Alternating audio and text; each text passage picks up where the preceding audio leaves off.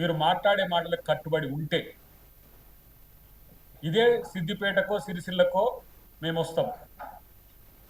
రైతు రుణమాఫీ కాలేదని, లేకపోతే ఇండ్లు కట్టట్లేరని, సన్న బియ్యం ఇవ్వట్లేరని, ఉచిత బస్సు కావట్లేదని అని నిరూపించగలుగుతారా? ఇదే సిగ్గు లేకుండా హరీష్ రావు ఛాలెంజ్ చేసే కదా నీకు దమ్ముంటే రుణమాఫీ చేయమని చెప్పి 21,000 కోట్ల రూపాయల రుణమాఫీ చేస్తే రుణమాఫీ చేయలేదు నేను వస్తా అని చెప్పిన ఈ సన్నాసి ఇలా ఒక రైతు సమాజానికే దాదాపుగా 2 లక్షల కోట్ల రూపాయలు, ఇప్పుడు 1,40,00,000 మెట్రిక్ టన్నుల వరి ధాన్యంలో దాదాపు 90 లక్షల మెట్రిక్ టన్నుల వరకు ఈరోజు కొనుగోలు చేశాం. మీ బతుకులో ఎప్పుడైనా ఒరేస్తే ఊరన్న దరిద్రులారా మీకు ఇంకా ఏ నైతిక హక్కు ఉన్నది?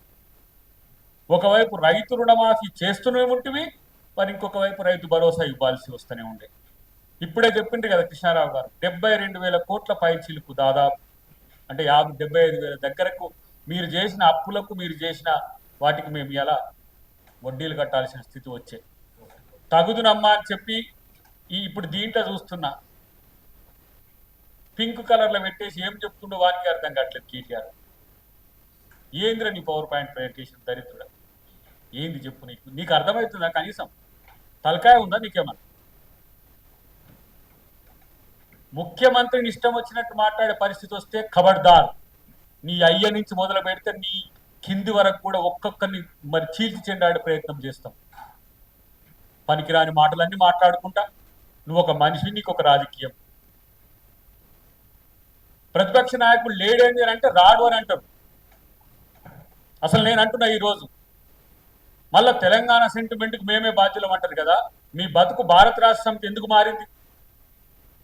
మళ్ళీ తెలంగాణ సెంటిమెంట్, ఎవడొచ్చి ఇక్కడ కొట్లాడినా సరే, వాడొచ్చి కొట్లాడినా వీడొచ్చి కొట్లాడినా వీడు ఉండడు, మళ్ళీ మేమే కొట్లాడాలి.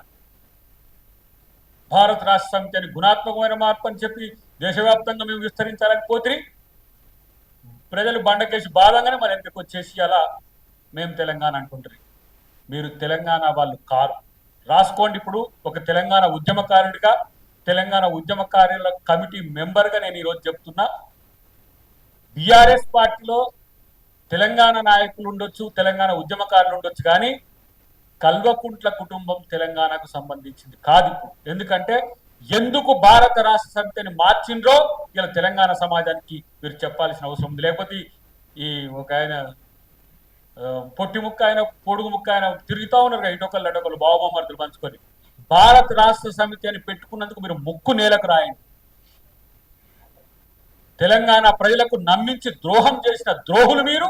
తెలంగాణ రాజకీయాల్లో మీరు ఇవాళ వచ్చేసి మళ్ళీ ముఖ్యమంత్రి అది చేయలేదు, ముఖ్యమంత్రి ఇది చేయలేదని ఎన్నిసార్లు చెప్పినా మీ గాయలు పడుతున్నామని మమ్మల్ని అంటున్నారు జనం.